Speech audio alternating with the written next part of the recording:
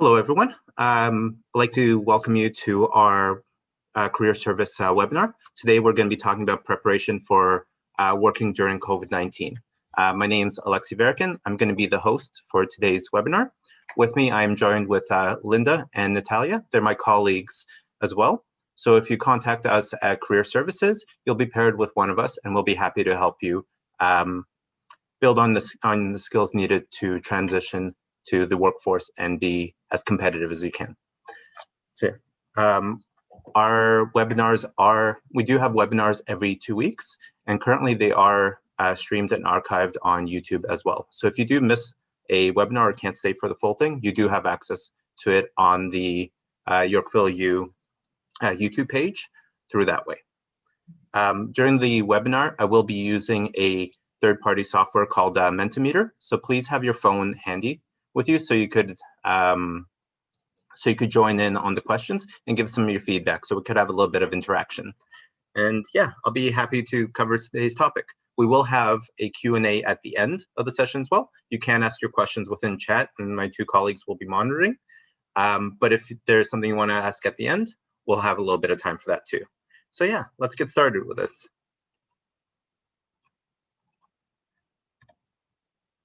So a little bit about myself. So my name's Alexi Verikin.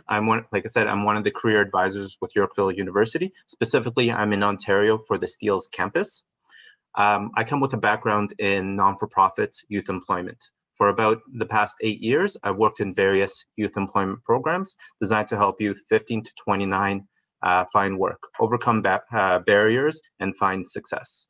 It's a bit of a passion of mine and something I really do care about. And I'm glad to have the opportunity with Yorkville to share that with the student base here as well. So no matter what background or what barrier you're experiencing, we're here to help you overcome those or see what we can do around that. So yeah, that is a little bit about me. So coming up, we'll have our first Mentimeter question. So if you want to sign into Mentimeter, please go to the website listed above at menti.com.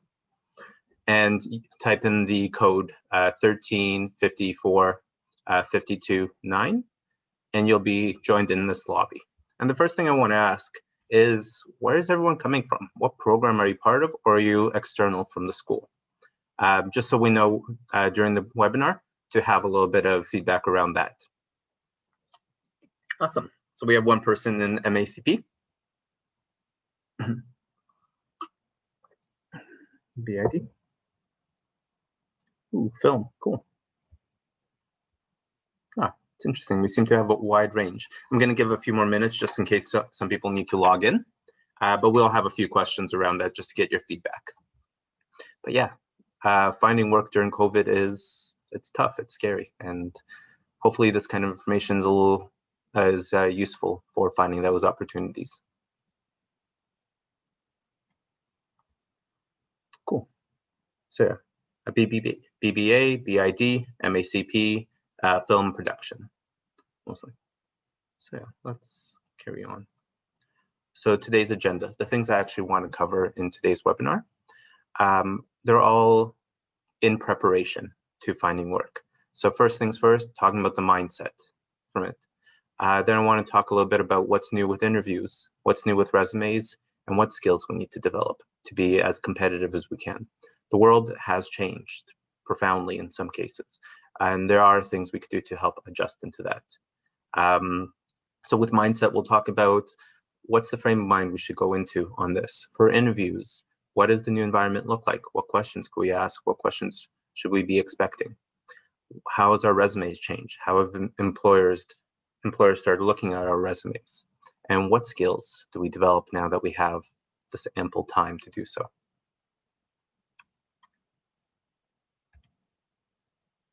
So first things first, everything starts with the right mindset. It's easy to be fatalistic in this time. It is tough on everyone, and everyone may not be acting as their best selves. But be mindful that finding employment is it's a marathon. It's not a sprint. Looking for employment starts with your mindset. It's easy to be fatalistic when it comes to finding work. Employment has changed since COVID-19, And you shouldn't hold yourself to the same standards as that. You may have been unemployed before and figured, oh yeah, last time I lost my job, it took me a couple of weeks and I was working again, or it only really took me a month or two. The world is different for it. There are some industries that are now closed or operating at limited capacity, and there's a lot more competition now. So don't go in the same mindset as you were beforehand. This is not just unemployment, it is a little different. So be kind to yourself and understand that you're not alone in this, that a lot of people are going through the same struggles, and there are people that could help, such as career services and other methods that could help guide you through that. And understand that unemployment is not a personal failure for it. Unemployment right now is at its highest, and that it's not something that you're doing wrong. It is just the nature of the world at the moment. So keep at it. All it is take some time to find that place that will say yes.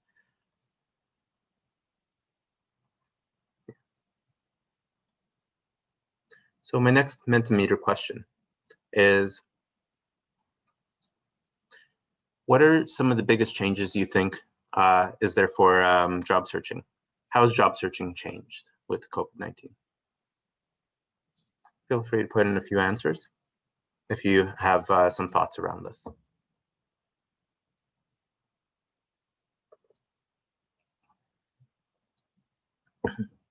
Please don't be shy. And if you don't have access to a phone or it's inconvenient, you could always post it in chat as well, which unfortunately I cannot actually see.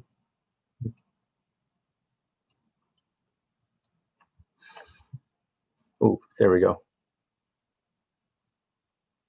Yeah, more virtual. Oh, wow. Yeah, tech skills, very important. Everything is a lot more virtual, especially interviews.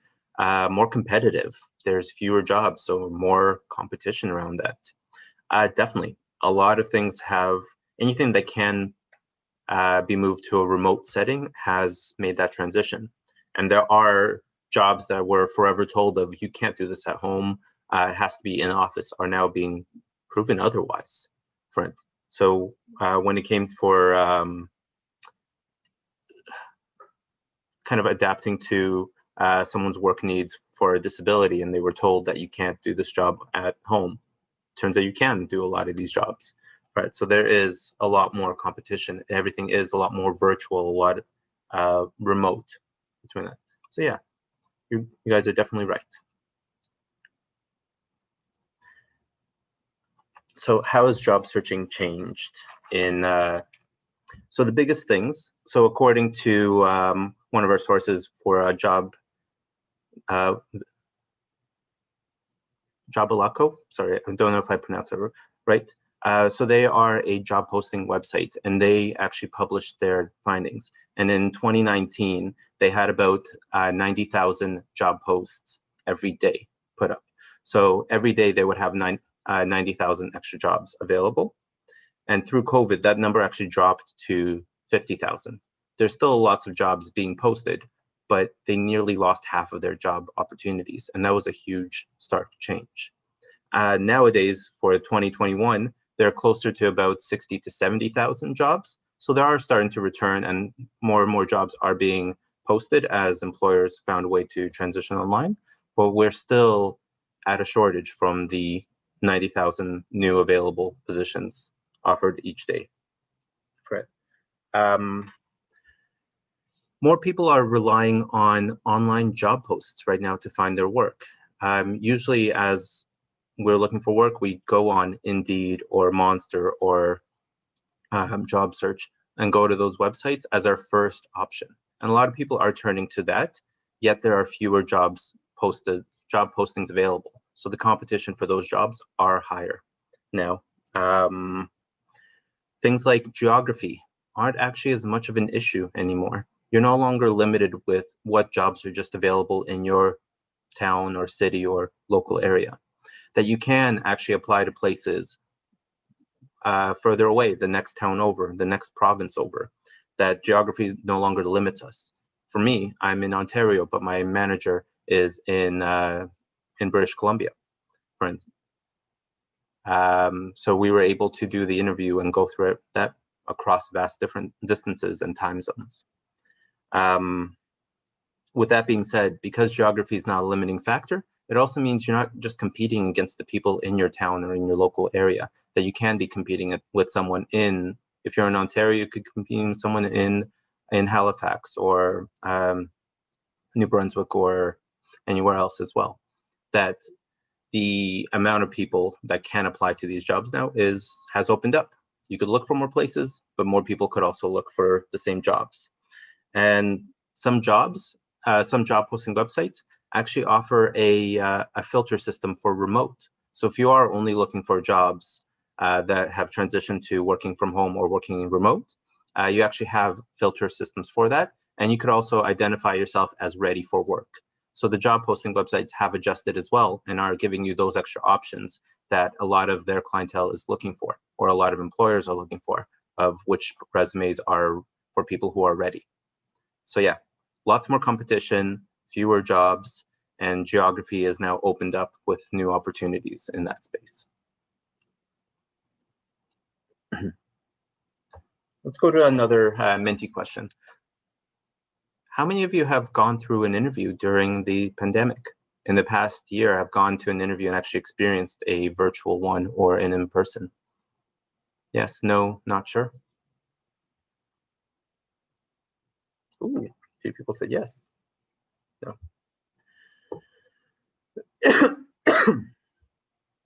I'll give it another 30 seconds. Awesome. I'd love to actually hear what everyone's experience is during that. So if you have something interesting story, you could always post it in chat, and we could always discuss it at the end of the webinar. For myself, I actually transitioned into this career about 6 months ago, about 4 months ago. So I also had to go through multiple interviews in a pandemic setting, and it's definitely interesting having the remote experience of having video conferences with people all across Canada. Right, it's definitely interesting, and there are ways to kind of help improve our chances with that. So how have interviews actually changed? So remote interviews are now the norm, and adjustments have to be made. So yeah, remote interviews are now becoming standard. And I would imagine that even after lockdowns are done, some employers might still choose to do remote interviews just because of the extra convenience that they add to the experience. But there are some things that need to be changed. You need to set up your environment. You need to make sure that you have the equipment that you need to do virtual interviews, whether it's a laptop, desktop, iPads, whatever. The questions that we get asked are going to change as well. A lot more employers are asking how you're handling yourself in the pandemic. And learning about the company culture is harder than ever for it. When it comes to setting up your space for it, when you're doing a virtual interview, it is still an interview. Please wear pants, for instance. I know some people have gotten very comfortable being at home in jeans, sweats, or whatever, but you are in an interview and you are actively competing. So wear the proper clothes. Make sure that the space behind you is not overly cluttered, that you don't have a lot of noise or distractions.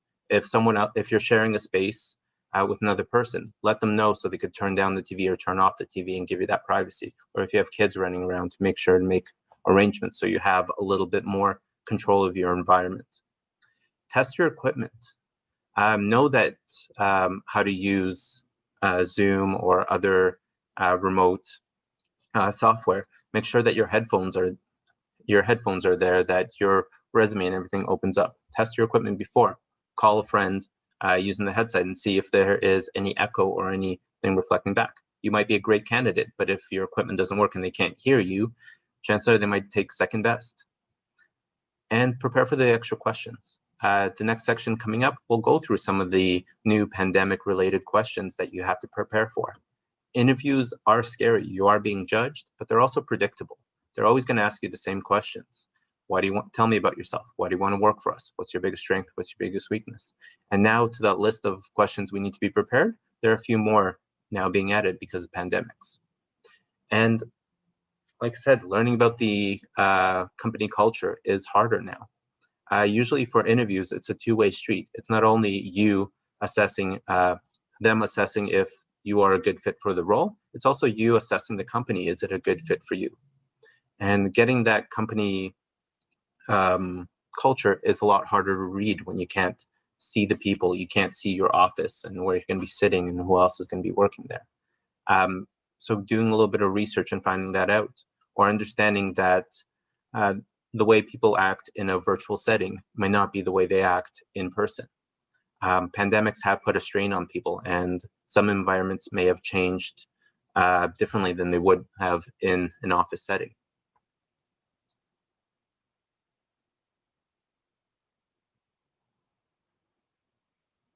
Yeah, so let's go through some new questions that they may ask you. So apart from the standard interview prep questions of tell me about yourself, biggest strength, biggest weakness, there are some new questions to be prepared for. Some examples: have you spent the time through lockdown, right? Or have you ever worked remotely? If so, what changes did you make to adapt to a work at home environment?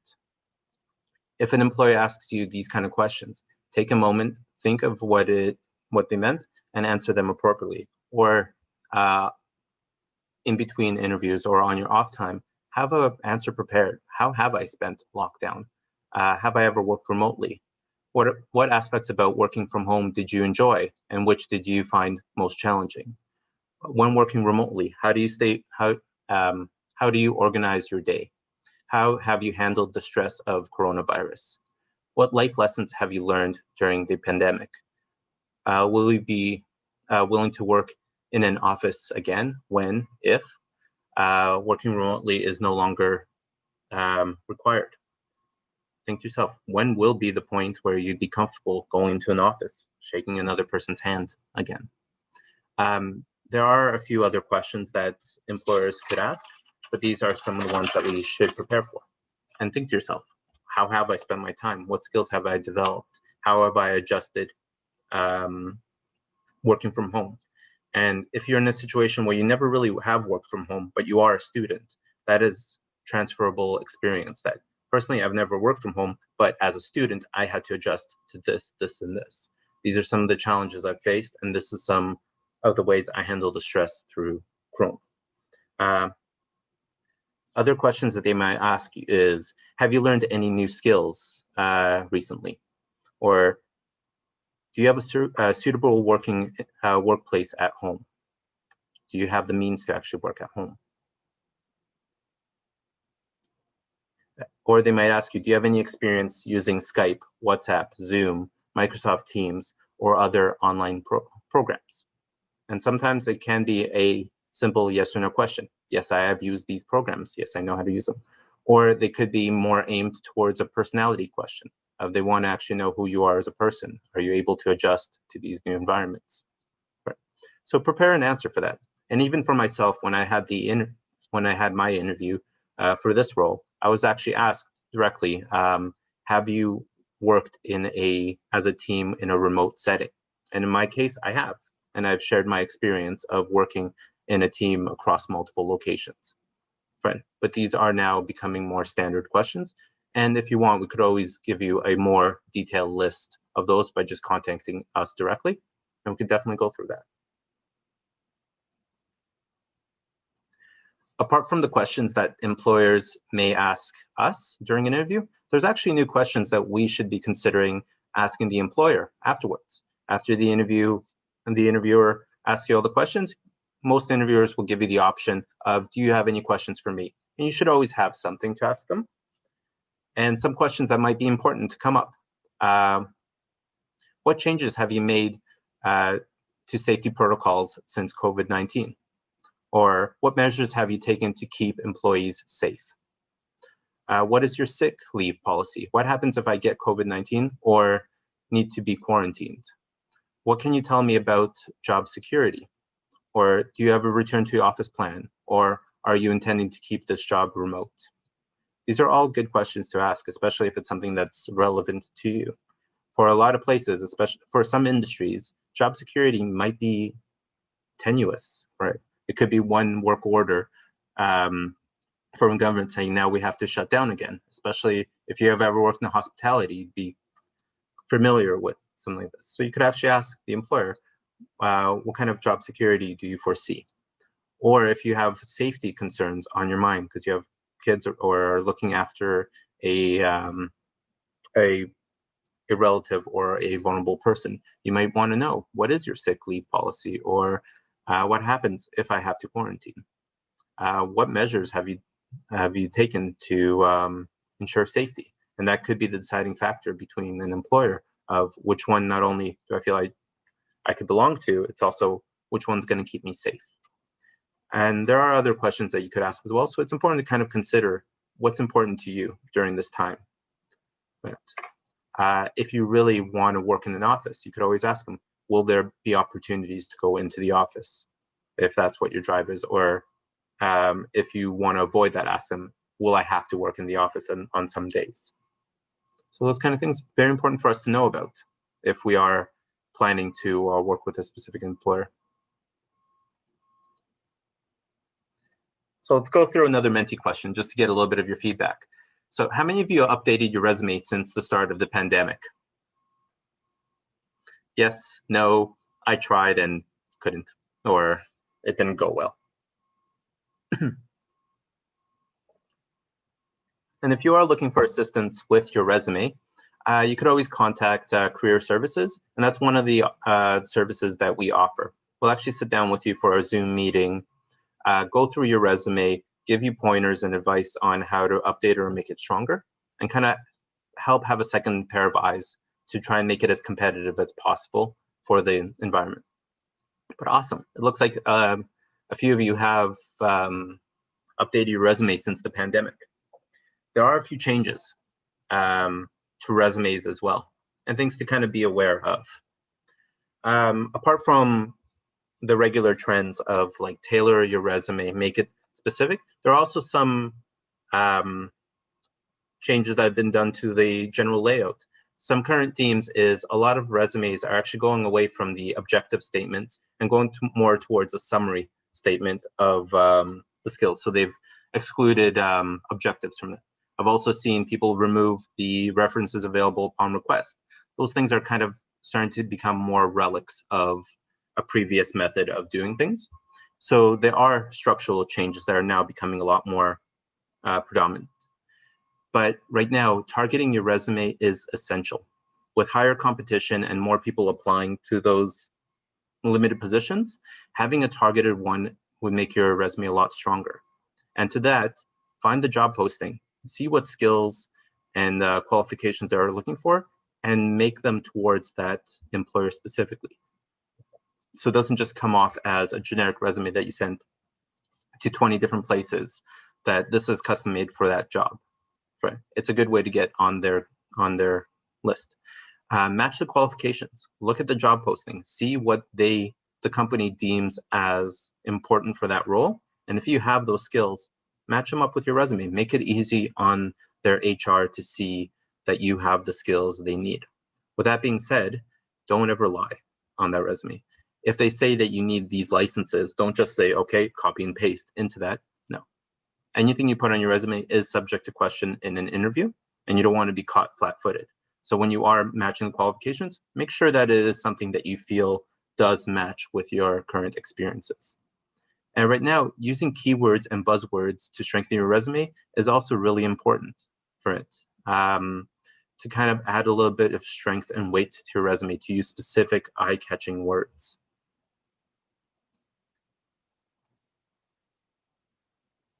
So when actually applying to jobs, the one thing I want to talk to you guys about is applicant tracking systems, ATS. So ATS is a software that employers use to help filter through resumes looking for keywords. When you're applying online, it might not be a person that first makes the judgment of your resume. Does it go into the good pile or the bad pile? These tracking systems are becoming a lot more common. In fact, I found a study that said that out of the Fortune 500 companies, the top 500 companies in the world, 98% of them use this method to filter out applicants. Why do they use it? Helps recruiters and hiring managers stay organized. Saves time by automatically surfacing the highlighted top candidates. It filters out the best candidates, but it also filters out unqualified applicants, people who don't actually have the license that they really need or the language proficiency. And some employers might actually get hundreds of resumes, or in some cases, thousands. And there's no way you're paying someone to sit down and sift through 1,000 resumes. Even if they spend a minute each, it'll take a few business days to actually get through.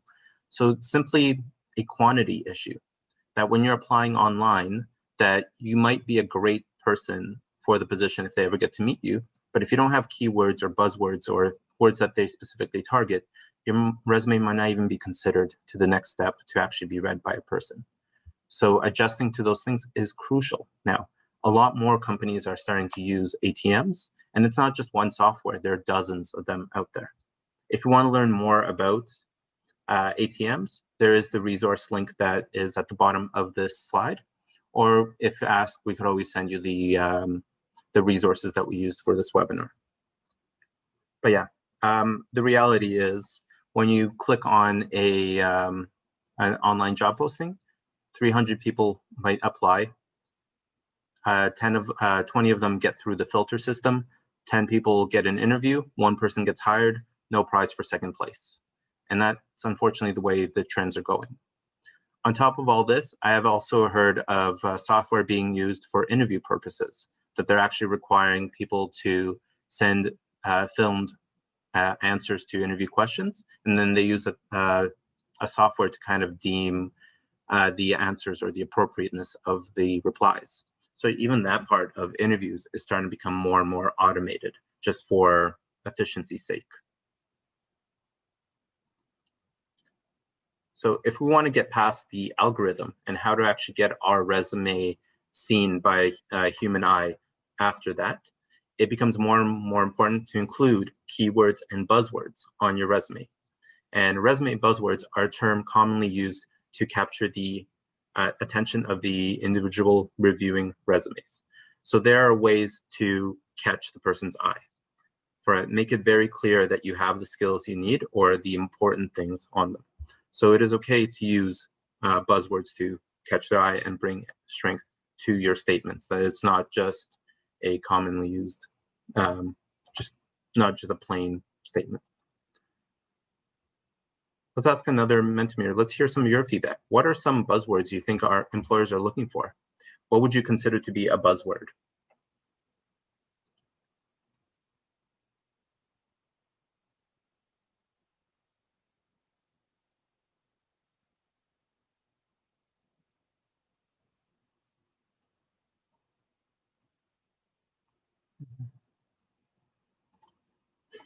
Awesome.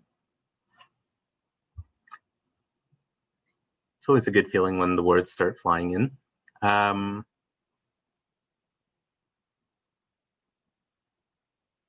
Sorry, I'm not too sure what WFH is. If someone could clarify that on the screen. But yes, adaptable, tech savvy, flexible, Zoom, remote. Yeah, these are words that are now becoming more common than ever. And if you look at job postings and start seeing trends, more and more employers are actually looking for tech savvy, flexible. They're using words like Zoom or file sharing, or even things like time zones or flexibility are becoming more and more important to employers to see, because, well, that's kind of the reality of the type of job we need. It's no longer that you need the skills to do the job, so say processing payroll. You also need to be tech savvy and understand how to use file sharing technologies and how to have Zoom meetings or digital meetings.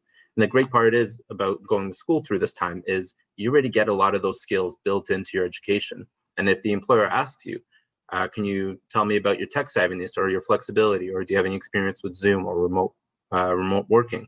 Yeah, as a student, I had to do this, this, and this. File sharing has been more important when we're working in groups, or To attend classes, we had to use Zoom and other remote accessing technology. So you already have a lot of that experience kind of built in. Here are some examples of qualification statements. So on most resumes, you actually have a section devoted to skills and qualifications, a chance for you to talk about the hard and soft skills that you have. So your a hard skill is anything that's physically tangible, easily provable. So things like licenses or proficiencies with languages or programs or things like that are considered hard skills. If you say you know how to use Excel, I could put you in front of a computer and test that out. Soft skills are more personality. Things like time management, leadership, organization. You can't really test someone's leadership until you put them in a leader position. So this is a way to kind of tailor your resume to meet more of what the employer is looking for in the skills and qualifications section. And here's a few examples of lines that you could actually use and let them know about some of the keywords that we said. So able to work effectively in a remote setting with minimal supervision. So if they're looking for the word remote, it's in there saying that you are able to work in a remote setting. Able to maintain a flexible work schedule and accommodate for time zone requirements. Or proficient with computer software, including Skype, Zoom, WhatsApp, Microsoft Office, Outlook, and Google Docs. Or comfortable working in a remote and in-person environment, to let the employer know that you are comfortable with being in a digital space, or if they're requiring you to go in or be customer facing, that you have that level. See what's important for your industry and see what the job postings are looking for, and make sure to include qualification statements that are relevant in a COVID time that the employer might be looking for, because they might be looking for someone who can use Zoom, Teams, Outlook, Google Docs, or for them flexibility and adaptability is important, or someone that can work in the office. So here's a few examples of postings that you can use for that. Please don't use them word for word. Do make them appropriate for you and your experiences.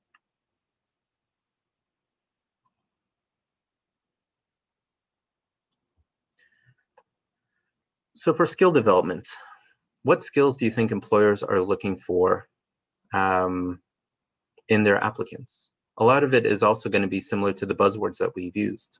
So what skills do you think the employer would be highlighting towards that or would want to see?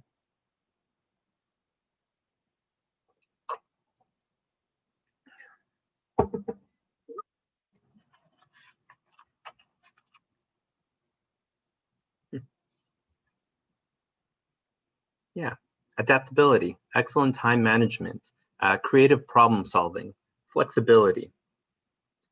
Definitely. A lot of these are becoming a lot more important. Adaptability, the world has shifted. How have you adjusted? Time management, because everyone's working remotely, the manager can't just easily pop into your cubicle or to your office and say, hey, how's it going? So they want to make sure that the people that they hire are able to be effective at home with minimal supervision. Creative problem solving. A lot of companies are experiencing transitions and they might not know how their company will adjust to that. So having someone on staff that is capable of thinking through problems and adjusting is huge. But whether it's at a film set on how to properly make sure social distancing is being maintained, or an interior design of actually creating a space that's able to operate and be effective through these needs. Computer skills, definitely.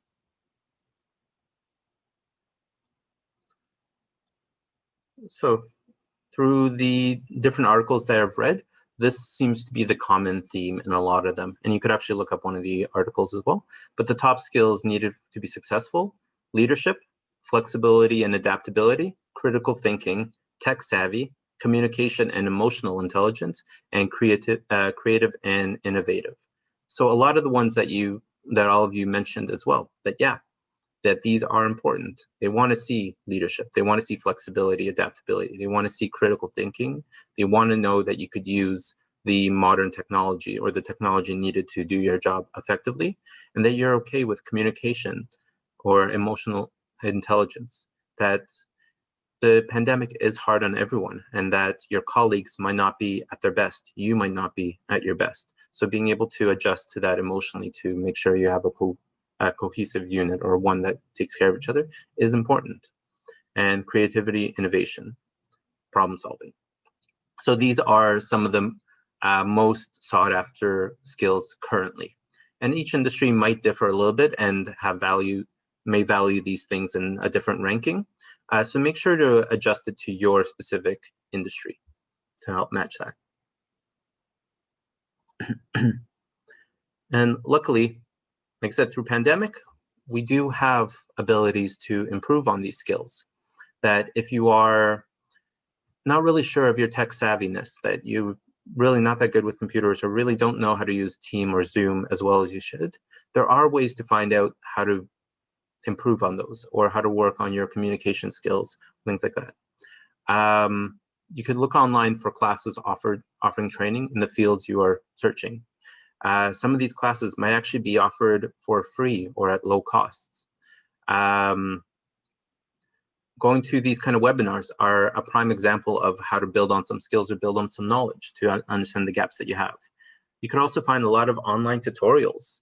Personally, I'm a big fan of YouTube, right? You could find almost anything you want on that site if you know where to search. So if you don't know how to use Microsoft Teams or Zoom, or really want to know the extent of Microsoft Word apart from basics, look up tutorials. There are also events that you could go to. A good site that I use is Eventbrite to see what upcoming events are there, what guest speakers and people who could share their knowledge in industry and kind of give you that leg up. If you're looking to build on your communication and skills, then 10,000 Coffees is a good way to kind of build onto that, or find other social groups that could talk. And if you want to build on your interview skills, you could always contact us directly at Career Services, and we could sit down with you and go through mock interviews and build up on the confidence there, or show you some of the things, some of the common technologies we use, and kind of help guide you through some of these applications. Right? That the information is always there. And if there is a topic that you missed that you want to learn about, you could go to our YouTube page and actually see some of the catalog to Ask an Experts and things like that to find out even more. If you're okay with a bit of a cost, I've heard a lot of good things about websites like Skillshare, where you could go and learn that. So say if you're in marketing, but you really don't know how to use picture editing software, you could actually look up and take tutorials and take classes on, okay, so I'm in marketing, but I don't know that much graphic design. Let's learn one of these programs and start fiddling around with it to see if I have a passion towards it. Or in school, I learned how to use C++, but I want to learn how to use it better. For instance, while you have the time, build on those strengths. And there are definitely ways to go about it. The last thing I want to leave you with is this quote that I found really powerful. If you fail to plan, you're planning to fail. That during this time, if you're at home looking for things to do, make a plan. See what some of the issues are and where some of the areas to improve it on, and work towards that. Right now we have time, we have the ability, and if it's been taking weeks or months to find work, use that time effectively. So when an employer asks you in an interview, how have you spent your time? Well, I had to look online. I learned these skills, this skill, and this skill. And I feel like it'd make it a huge asset towards your business. Planning is never a bad thing. So I do want to open up the floor for any questions that you may have. And if you do want to get in contact with Career Services, our email is below at careerservices@yorkvilleu.ca, or careerservice@torontofilmschool.ca if you are with either program. Right. And yeah. Thank you so much, Alexei. It was such a great workshop, a lot of good pointers. you know, with a COVID twist. I really like how you presented this information, because it is very different from, you know, real life interviews when you're face to face with the person. You know, the whole process has changed, and who knows how it's going to change in the future as well, right? So we actually have one question in the chat. Okay. And just before I'm going to get to the question, I'm going to ask everyone to start typing your questions in Q&A or in the chat. We can take both. If you have any questions about the information that Alexi was talking about today. And also, I wanted to remind you that we have another free workshops, free webinars planned out until mid-June. And the next session is actually led by Linda, and it's part 2 of the webinar that we did back in January, which is called The Career Wheel, exploring the fit between you and your career choice. And the second part will be exploring external factors that will influence your career choice. And Linda can talk a little bit to explain to you, because some of you might have not seen the first webinar. But you can definitely do so on YouTube, because it is recorded. If you're not sure where to find it, please shoot us an email, and we can always provide you with the link to the first webinar if you're interested to participate in the second portion. Linda, do you want to explain a little bit about the upcoming webinar? Yeah, sure. I would love the opportunity. Thanks, Natalia. I really hope you can join me, because basically one of the things we've observed at Career Services that a lot of you may be uncertain about what kind of job to target in your field when you finish your studies. And so this 2-part series was designed to help you navigate that. The first part, which Natalia mentioned, that is, by the way, available as a recorded version on our YouTube channel, you know, helps you understand all the different elements that you can look into and analyze in order to understand yourself and what needs to be in place in your work environment to make you feel motivated and satisfied and to sustain you. So that one is a very important part of career exploration. And then the second part that I'm going to be delivering in 2 weeks helps you to explore all the different external factors that are equally important in making some decisions around what kind of job to target. So that can include the labor market, understanding what kind of jobs are out there and what the possibilities are. Who are the significant people in your life, perhaps your life partner or your children or your family members, the people that you need to take into consideration when making decisions, because it's going to affect your family as well. Also, we get you to examine what are the different learning experiences and life experiences that you've had up until now, and what are the patterns that you can find in those that inform you about what has made you feel alive in your life and can help you to make decisions around career going forward. So again, it's on May the 20th, and I really hope to see you there.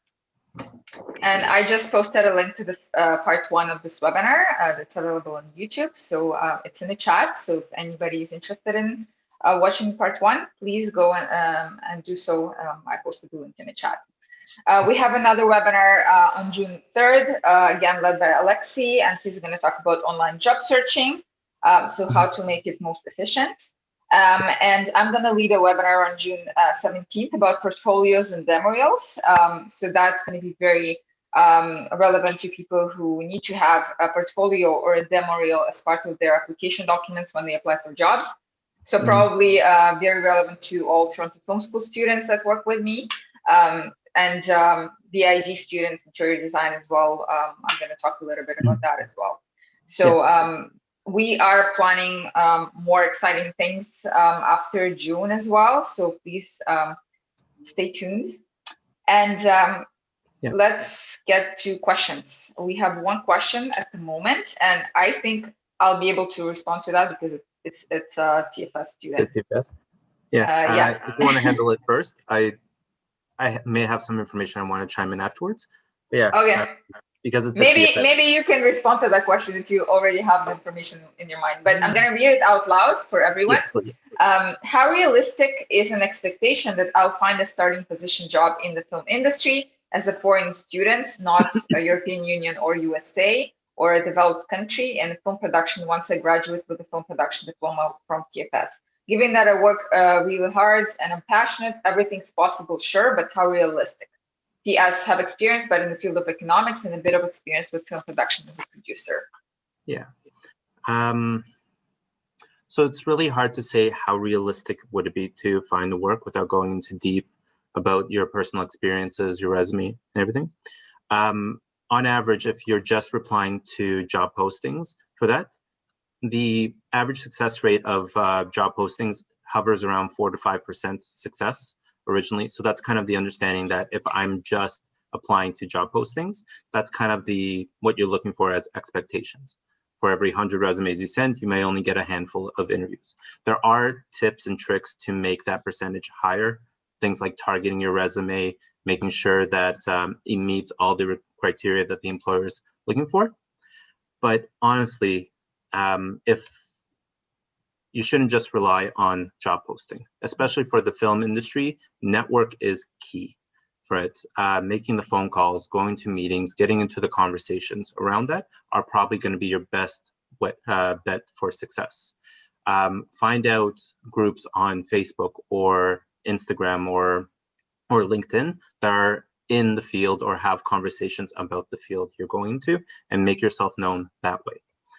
There's a huge power in networking to be able to look up what companies I could work for, who are some of the contacts, and actually calling them to say, hi, I'm a student, my name is this, I'm a student of this program, and I'm really interested in getting into this field. Do you have a few moments for me to ask you a few questions about the industry and how you got there? We do have a whole webinar based on networking, and I would highly recommend it if you are finding that you're just applying to job postings and not really getting a lot of success. There are many different ways to look for work, and a lot that are more successful than just sending out an application and hoping between that.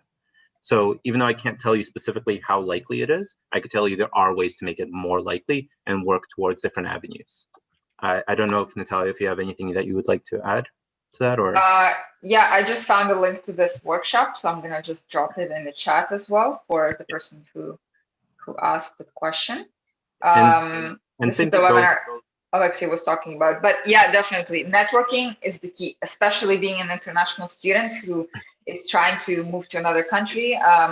You know, just applying online is definitely not enough. Networking, building connections with people, reaching out to them, setting up information interviews. All of this I'm talking about during the webinar in the webinar that I just dropped in the chat. And building connection is the key, because you know, to get a job in a different country, you need to you know, kind of earn their trust. They're supposed to be interested in you, because why hiring somebody from another country if they can find somebody inside the country, right? So you have to prove to them that you have a skill set and experience that is very you know, different from all the applicants that apply from here. Right, you have something unique about you and your work that you're doing that you know, the person who is thinking about hiring you will be like, oh, he has such a great skill set and a very unique experience, you know, in the film industry, that he's definitely worth hiring and giving an offer, because that would give you an opportunity to actually apply for a work permit and stuff like that. You need to have an offer. Right, so networking is the key. LinkedIn is great for that. You can find people within your industry, searching by keywords, you know, looking for some production companies in Canada as well, to kind of reach out to people who work there. Yeah, and this information also applies to students for the MACP program or BID program.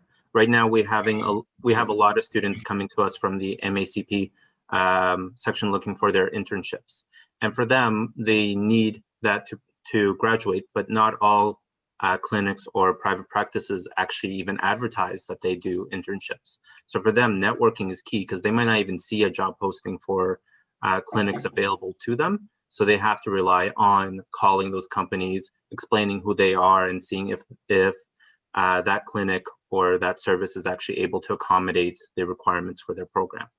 So for them, even more so, networking is key. You might not even see a job posting, so you have to rely on these additional methods to find employment. Mhm. Thank you, Linda, Alexi. We have another question in the chat. I would like to find out about international collaboration during COVID-19 restrictions. Not sure what you yeah. mean. So If you wanna maybe explain a little bit, so yeah, put a bit more information for us. yeah, to my understanding, so for us, we're not experts in immigration and the rules around that. We do have contacts that you could ask those kind of questions. So if you're not too sure that if you are an international student, how does work apply or how many hours you could work, we could always find those connections for you, or you could always talk to your student advisor to find out a little bit more. Please clarify if I'm not seeing that question for what it is. But if you have any questions around employment and immigration status specifically, though they would be a much better resource towards that. Yeah, we have international student advisors as part of student services team. Awesome. Yeah, reaching out to them because they would tell you the actual legal requirements or the rules that you have to follow. And you do have to be careful with those.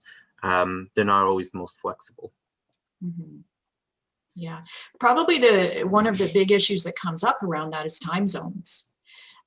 Because certainly across Canada, you know, we have like about from coast to coast, 4 hours that we're dealing with in terms of differences. In BC, you know, compared to Atlantic time zone, they are 4 hours ahead of us. So it, you know, can be a little bit challenging when I schedule meetings with people who are in Atlantic Canada. And you can imagine if you layer on top of that, people from overseas, then it starts to get very challenging. The other day I did a class visit and some of the participants in that cohort were actually tuning in from India. So you can imagine it was late in the night when they were participating. These are just all things that you need to start to analyze, because if you're open to that sort of thing, it could be very interesting, could be an amazing opportunity. And, you know, there's some analysis and planning that needs to go into that as well. With that being said, you could also play around with the idea, if you are not a morning person and for you the day doesn't start until noon, consider applying to places like, if you're in Ontario, applying to British Columbia, who are 3 hours difference. That for them, a 9 to 5 is an R 12 to 8 shift. So if you are finding yourself not a morning person, apply to a time zone that's a little off to get you the ability to sleep in. Or if you're a kind of person that really wants to start the day at 6 and finish by 2, that you have the opposite options of going to the other side. Right. So with everything remote, geography plays less of a burden on us, that we are no longer limited to what's within walking distance or public transit or driving, that we can apply to these places. And with myself and Natalia, we're in Ontario and Linda is in British Columbia, and we're able to operate effectively as a team, even through vast differences in time. Yeah. And that wider casting of the net in terms of geographic location is a real thing during these times, and it's likely to stay. I can think of 2 new team members for our student success unit who were hired outside of the geographic area that we preferred because they were the best person for the job. And we have made it work because we you know, thought about it and realized that those positions actually lent themselves to remote work in a more long-term basis. There's also a trend of people leaving major cities. That the reason I stayed in the city is because I needed work. But if that work is from home, I could live somewhere much cheaper and actually afford to buy a house from it outside of that. So I've seen people migrate out to smaller communities to get more of a quiet, steady environment, even though they're still able to work from that job that was based off of like downtown Toronto or downtown Vancouver. Not to mention affordable housing. Yeah. Toronto's crazy from experience, and I imagine Vancouver is just as nuts as well from what I'm seeing. Yeah, it's one of the, I think it's the most expensive city in Canada. I think we're probably about tied with Toronto. Yeah. One of my friends was heavily considering moving to New Zealand, and everyone's telling you, it's like, oh, but it's so expensive. It's about the same as here. It's actually cheaper in some regards. Relative. So yeah, we'll just have another minute for any last minute questions. And if it's something that you do want to ask, but you're not comfortable sharing in this public setting, you can always email us directly, and we can go through some of these questions or concerns. Or if you're finding yourself hitting the same wall when it comes to employment, know that you're not alone, that you have the team here that could help you climb over that or get around it. Through whether it's just polishing up your resume or preparing for that interview to stick the last landing, or finding out what other opportunities our skills match. For that, I know I'm trying to get this career, but at the same time, I've developed skills in this, this, and this. I could have used them in a different way. And are you putting Toronto Film School? Yeah, I'm typing it as we speak. Awesome, teamwork. There we go. I've just entered our 2 email addresses for career services in the chat. careerservices@yorkvilleu.ca. And if you email us at that address, then you're going to get a response from either Alexi or I. And careerservices@torontofilmschool.ca. If you email at that email address, then you'll hear back from Natalia. Yeah. And we also offer our services year-round as well. So even if you're off in the summer for a semester, you could still contact us directly for supports.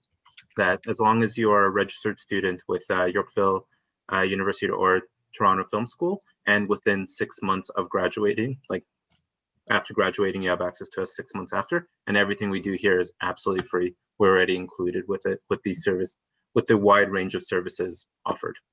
Yeah. So yeah, well, thank you everyone for attending this webinar. I hope some of the information was interesting or new. And if you have any questions or clarification or want any of the resources or any of the sources that I've cited, I'll be happy to share with those content as well. And yeah, thank you for taking part, and we look forward to seeing you in our next webinar in 2 weeks. Take care. Thank you, Alexi.